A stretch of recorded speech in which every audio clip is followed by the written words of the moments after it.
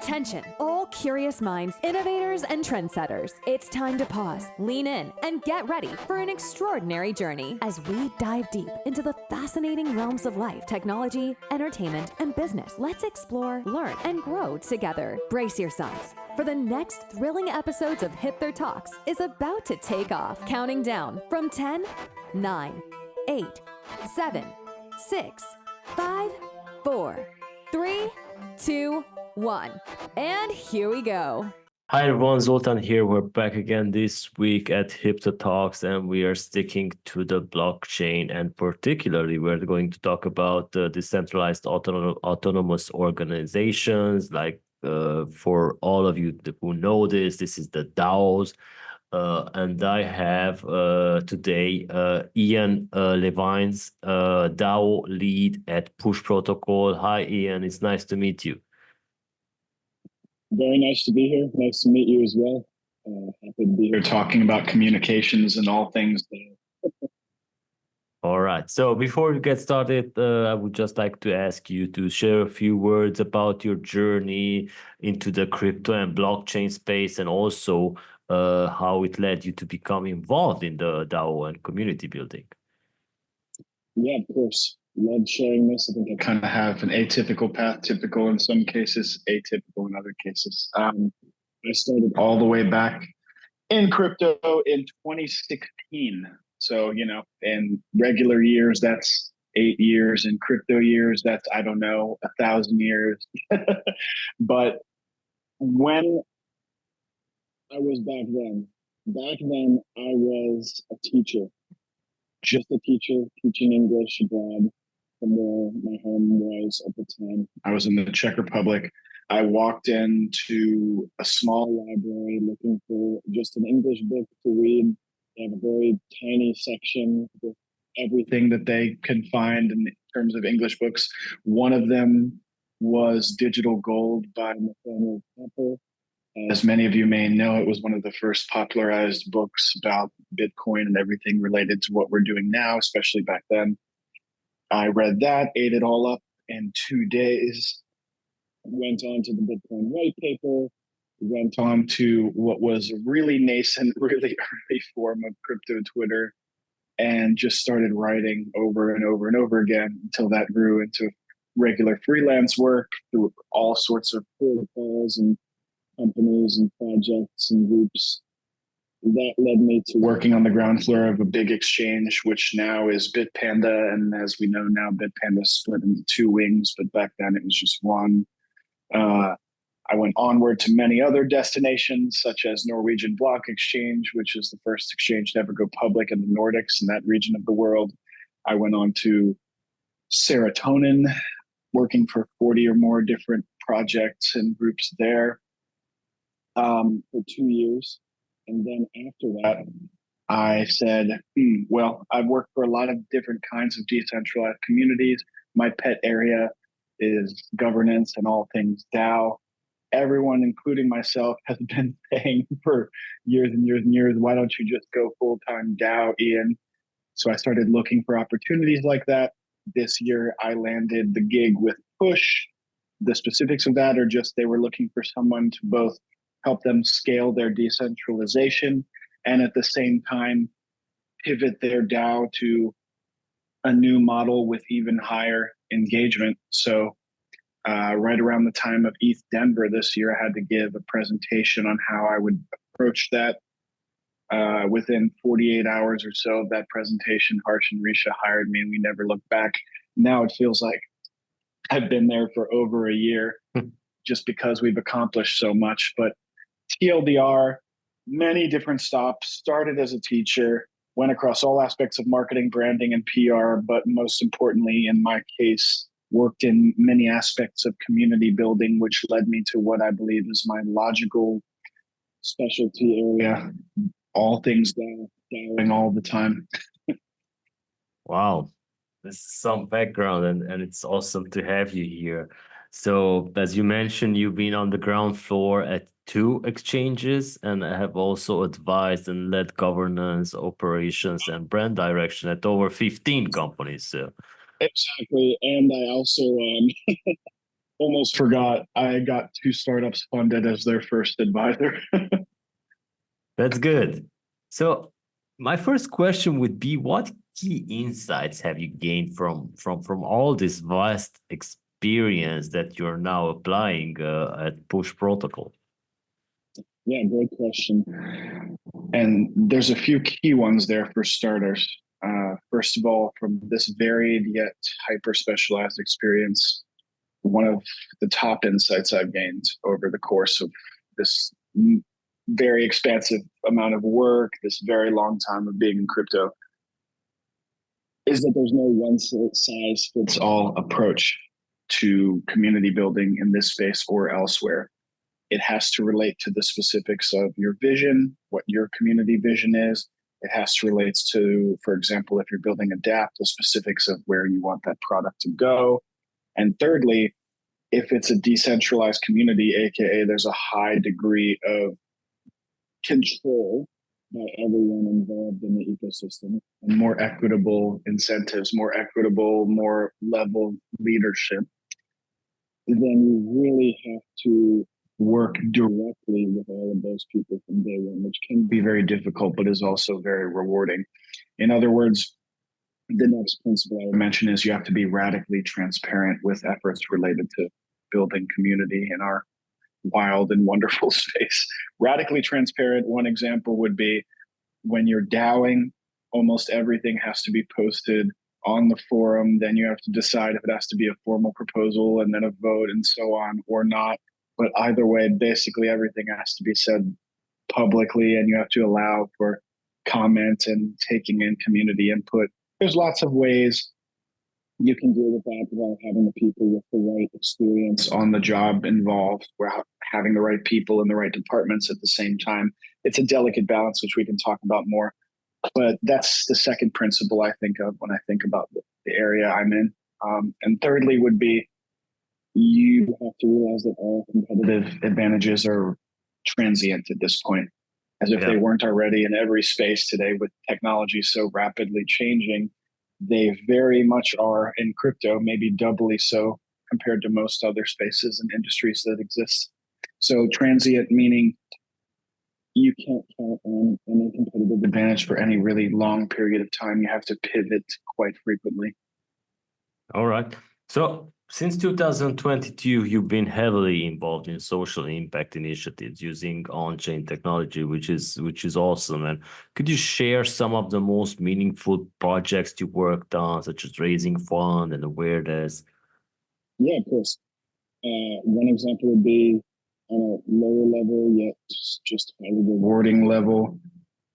I was there on the ground floor of what was called the Choice DAO. That was when all of these issues were happening, beginning to happen in the USA related to women's rights being taken away by law. So what we did was we raised a lot of money to help women fight that. It wasn't a lot in the grand scheme of things. We aimed to raise a lot of money. The timing was a little off. So we raised somewhere between 10 to 20K, but it was still, hence why it's small, but it was still a very rewarding experience to be involved in something like that, especially with a lot of leaders in the industry and in the world at large. That was also something that my friend Alona from Ukraine DAO got me involved in. I've been involved with Ukraine DAO and all sorts of things related to helping Ukrainians for over 2 years. Extremely rewarding, to say the least. I'm just doing my part, whether that's PR for the initiatives, helping with communications, helping streamline onboarding for everyone contributing to the effort and everything in between. But I guess the common theme there as well is a lot of communications related work and structural related work to the DAO involved. On top of that as well, I've helped other people build social impact DAOs and similar things. One example would be a community which is still running now where they're dealing with ocean conservation. They're doing quite a great job doing cleanups and all sorts of other things, especially around Florida. So it can be even smaller scale like that, yet very highly impactful. And the common thread for me is I just like to do what I can, because what drives me in this space, even just in crypto in general, is helping people across many different contexts. All right. So, as you mentioned, you just recently begun the process of decentralizing push protocols entire community, and you have a multi-year plan. So, could you walk us through the initial step you've taken and what the future holds for this particular decentralization effort? Because many of our listeners know about the DAOs, but don't really know what the initial steps are to be taken and how you look at it in a multi-year plan. Yeah, great question. This is a pretty unique instance as well, because when I got to Push, they'd had something like a DAO for quite a while. They've been around since 2020. So I started this year, which means they've been around for about 4 years already when I started. Uh, and the way I looked at it was already there. It wasn't quite working up to its full potential. So my first question was, let me get down with the community that exists that's already there, as well as the foundation with both sides, and figure out what is working and what could be changed in all of their opinions, then compare that to my opinion. In other words, user research, so to speak, as we would call it on the legacy web or in legacy industries, is still extremely important with building DAOs. So that's the first thing I did.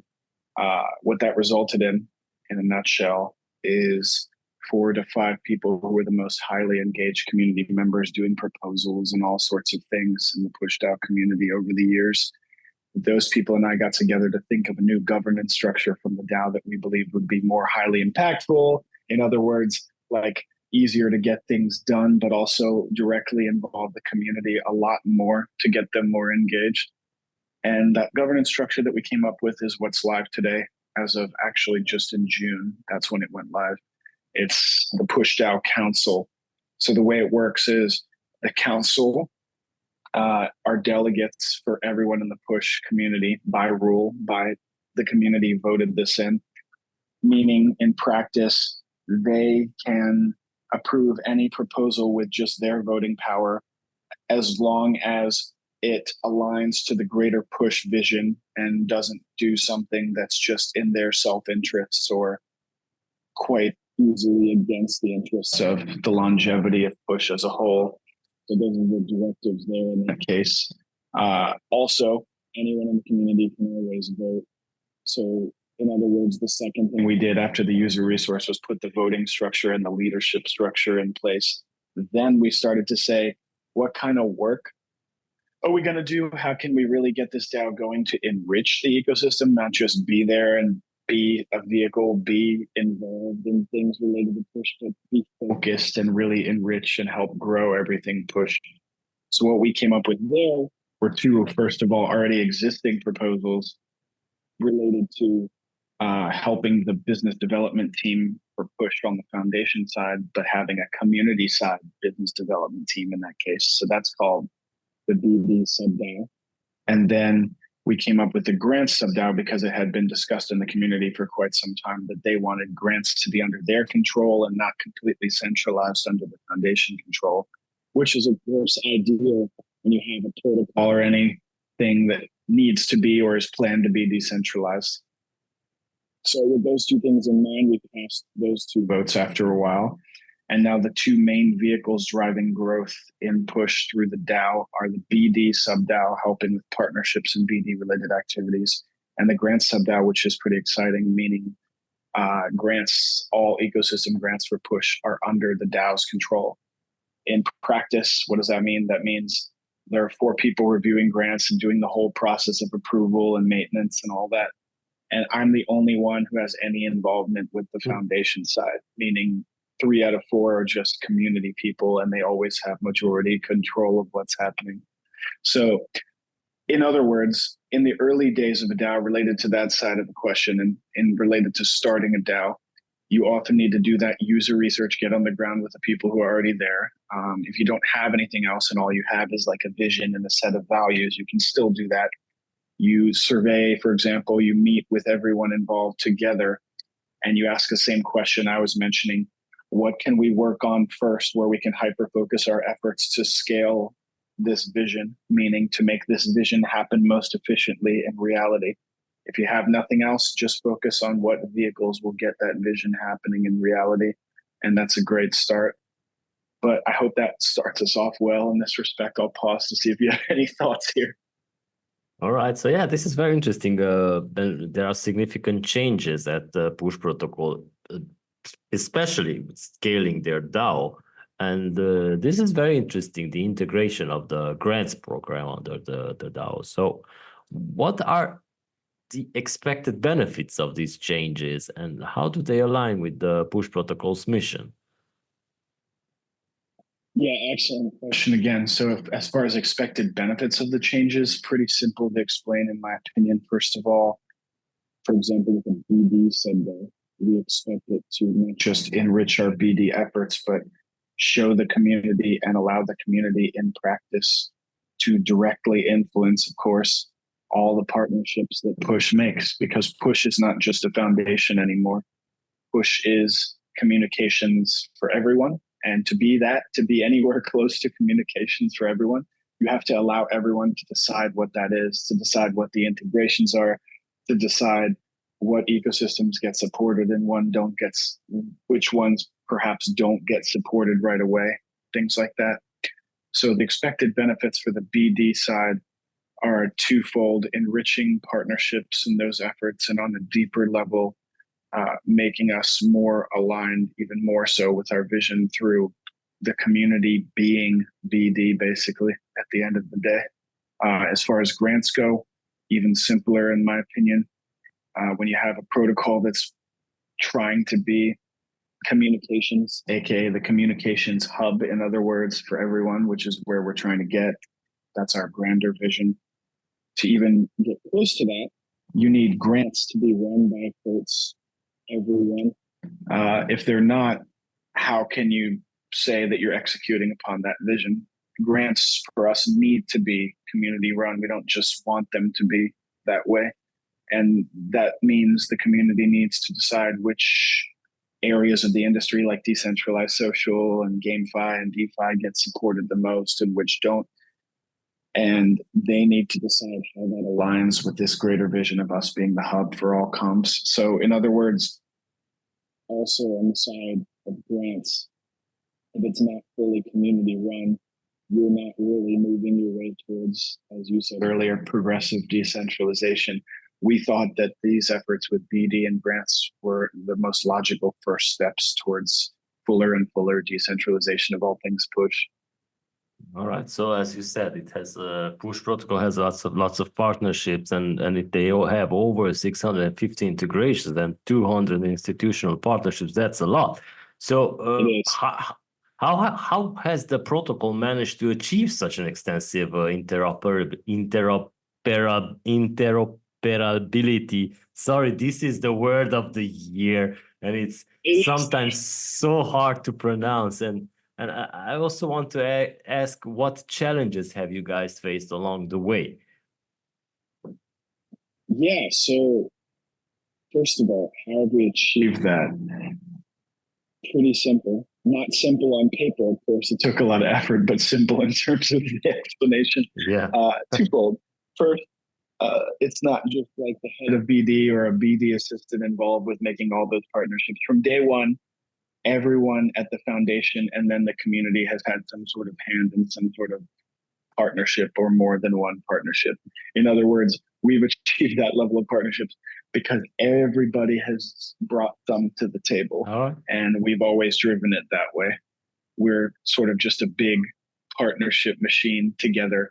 And the way we stay aligned on those efforts is we know what the vision is. We know what the steps are in our minds and on paper to get to that vision. So we're all looking, so to speak, at the same piece of paper while we're doing those things. On top of that, just we believe transitioning this more towards community control will only establish a greater flywheel. It'll only make us exponentially greater in terms of partnership numbers, but also in terms of the impact we can make with those partnerships. Some efforts we've already seen in that respect. We've got early partnerships with Arbitrum DAO and Thrive Protocol related to Arbitrum DAO, with Metapool, which is huge, not just in the world, but even huger in Latin American community, just gigantic down there. And that's a very important area of the world for us. And just on top of all that, how do we do this? on a technical level, Push has always been highly interoperable because of its technical infrastructure. So we have both the native chains that we support for comms at the base layer, and there's more than 7 of those now, with one of the most recent being Cyber and another one of the most recent native chains being Arbitrum. Amongst others, of course, we started with Polygon and Ethereum as well, and a few others like that. But also, we have what is basically a middleware contract. What I mean by that in practice is when it's not natively supported, we can establish custom solutions where this smart contract or suite of smart contracts connects to other chains or other dApps to provide notifications. So either way it works, whether it's fully native or you got this connector sending the notifications over. All right. In other words, twofold. The tech infrastructure has always been made with the purpose of interoperability being number one. 2, everybody's always been involved in partnerships, and when there's any sort of doubt, we align together to erase that doubt and get more aligned. All right. I'm so happy to have you here and have access to this extensive experience, especially in the DAO governments and community building, because that's not something I come across very often. So my next questions for you would be a practical advice, which you would give to new projects aiming to create a robust and engaged community, because this is something that has popped up at one of our conferences. So it's great that I can ask you and our listeners can benefit from this advice. Yeah, so there's a lot of practical advice I love giving and would give to new founders, whether that's a DAO, whether that's a dApp, whether that's just some element of the community being decentralized. But the number one thing I start with is maybe a hot take, maybe not. Ask yourself, does it need to be a DAO? And what the heck do I mean, like really practically by that? Let's say you're building a game on chain and you start thinking, or you sort of have the plan, I want to DAOify this because I want the community to control things. Before you do anything like that in practice, you have to ask yourself, why do you want this? How exactly are they going to control things? And do they need to control everything? If you don't, as we've both seen, a lot of communities and dApps go the way of just kind of disappearing because there's too much chaos. In a more specific sense, the right structures weren't set from day one, so chaos took over, and there wasn't really a clear path for everyone to follow. So my second piece of advice would be, don't be afraid of setting rules, even though it's a DAO. The only real difference there is you can't just like unilaterally set them as a founder. You have to make it transparent and get buy-in from at least enough of the community that it's the majority.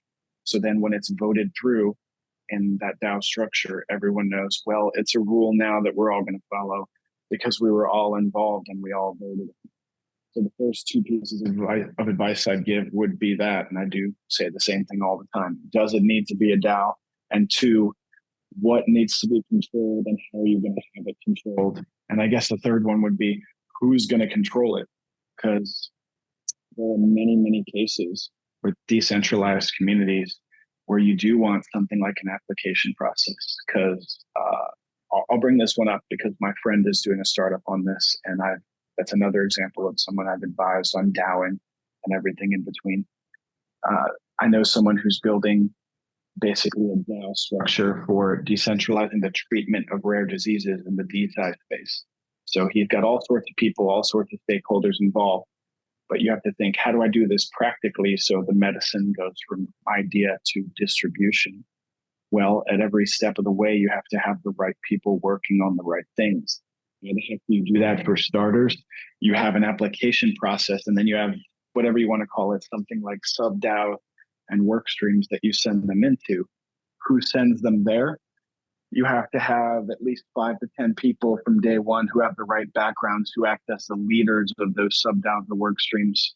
In my mind, I mean, some people have proposed other alternatives, but for something like that, there's really no alternative. You have to have like a core group of core contributors from day one who already have the right backgrounds, because someone has to lead the people when the people start coming in and getting involved.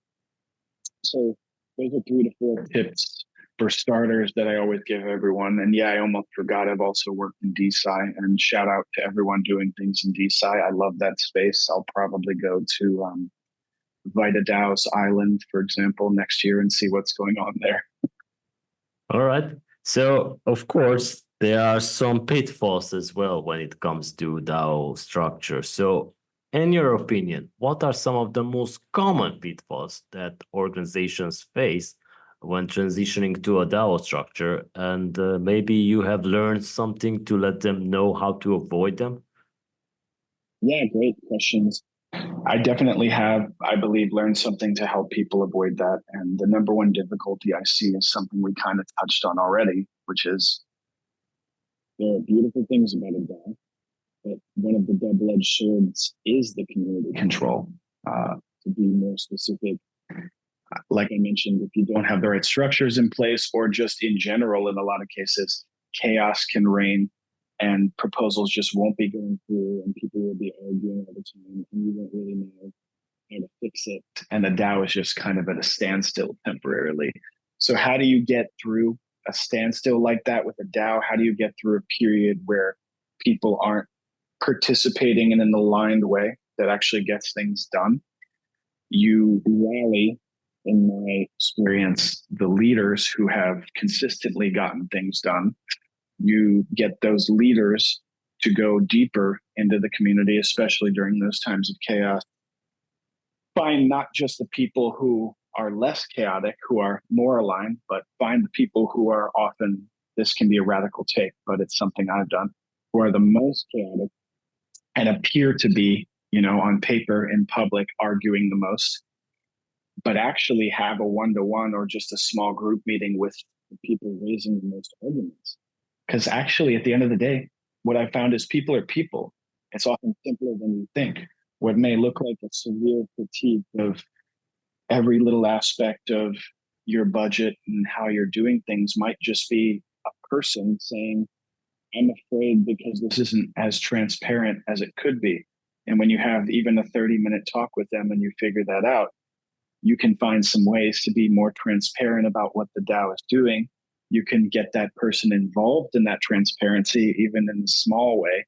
And when they feel valued and when they are valued and they feel heard and they are heard, the chaos lessens considerably. My number one tip, in other words, for these situations when DAOs are at a standstill is go back to Occam's razor, go back to the basics. People are people. The explanation is often simpler than you think, and you can find that explanation by just treating someone like a person and having a quick meeting with them. It may start off quite contentious with them arguing with you or something like that, but if you're a very patient person, you can get down to brass tacks. In my experience, the majority of the time, to figure out what the argument's really about, because it's often something that can be constructively solved with patience. All right. So how do you foresee the role of DAOs evolving in the broader blockchain and crypto ecosystem over the next few years? Because there has been a fluctuation. There has been ups and downs, and now it's up again. Yeah. So how do I see DAOs evolving? How do I see, in other words, as well, it's related, all of this evolving with all the market ups and downs. Number one, I've said this to people over and over again. I still believe it with my longevity in the space. You always need to zoom out. There are always going to be people who tell you in trading contexts or in building contexts, as a community builder, as a developer, as anything related, that you need to do this and that and focus on the short term. And here's the best short term play even for the startup you should build. Zoom out, have a 3 to 5 year plan always, and make that your guiding light, not even the year. Yes, you have a yearly plan, but what you stick to, what your North Star is your multi-year plan. With that, historically, you won't go wrong. And we're not talking about price here, but we are talking about strength of the market. The overall strength of the crypto industry has always grown on every level on 3 years or more. So the more you zoom out, the more you plan for longevity over short-term gimmicks or burning a lot of money on some one event or something like that, the better. Try not to, in other words, as well, try to decrease your short-term burn as much as possible in favor of careful budget allocations to more long-term initiatives. Yes, you will look like you're moving slower at first, but you'll stick around longer than most others. All right. So as my final question would be about the upcoming initiatives and developments at Push Protocol. So could you let us know which are that you are most excited about, and maybe some of our listeners can get involved? By the way, thank you to all our listeners for helping us reach over 1,000 downloads per episode, and it's going strong. And thank you so much for your support, everyone. We are here to bring you all these awesome episodes. So, Ian. Amazing, by the way. Congratulations to the community on that. So we have some alpha for all of you today. Thank you for listening. And now it's time for the alpha. First, we have this year push nodes launching. What does that mean? That means for validating storage and delivery in a native fashion, we will have our own nodes, which all sorts of people across all sorts of contexts will be able to run. Further specifications will be out on that soon. If you're interested in finding that or any existing information on that, go to push.org and click on docs. Our docs are always regularly updated, and we even have a live roadmap there. Another quick bit of alpha that relates to the execution of our grander vision is our rollout of the cross-chain requests. Previously, as I've noted, we had to have those middleware smart contracts, which would essentially bridge notifications over to certain dApps and chains that weren't natively supported. Now we're working with Wormhole and a few other technical frameworks to bring cross-chain requests to push. That means no more bridging, seamless connectivity to anything you can access through Wormhole using their native token transfer framework and a few other things, as I said. So it's more seamless than ever, another step forwards from some chain apps, so to speak, to all chain apps, which is the grander thing we're aiming towards. And a third bit of alpha, a whole lot more is coming from Push and Push DAO this year. Those two things I mentioned are the key models for what that's going to be: nodes, push nodes, and cross-chain requests. Put that together, you've got our grander vision of being the hub for not just Web3 communications, but all communications and all apps related to that. So stay tuned for exactly what that means, but you're going to be seeing more and more technical related announcements, which shed more light on that until very exciting times at the end of the year. All right. Ian, with this, I would like to thank you so much for your time and our listeners for joining us again. Maybe if you have some shout outs to the team or to the community, be my guest. Yeah, appreciate that. Thank you to my wonderful coworkers at Push, including Harsh and Risha, the wonderful founders who have made this whole thing possible. Thank you to the greater DAO community, our ambassadors from Latin America and Africa and India and everywhere in between. We're almost everywhere in the world. And finally, last but not least, thank you to 60 Keys, Renee, Christian Dyke, and Carla, the wonderful DAO Council, whom I am only one part of, and they are running. All right. So thank you once again so much for this. And guys, we will be back next week with more awesome stuff. Take good care, everyone. Bye. Bye. Thank you. And that's a wrap for this section of Hipther Talks. Thank you for being a part of our journey today. Don't forget to tune in next week for more insights and discussions. Stay connected with us on Spotify, YouTube, Google Podcasts, Amazon Music, Apple Podcasts, and more. Until then, keep exploring and keep growing. We'll see you next time.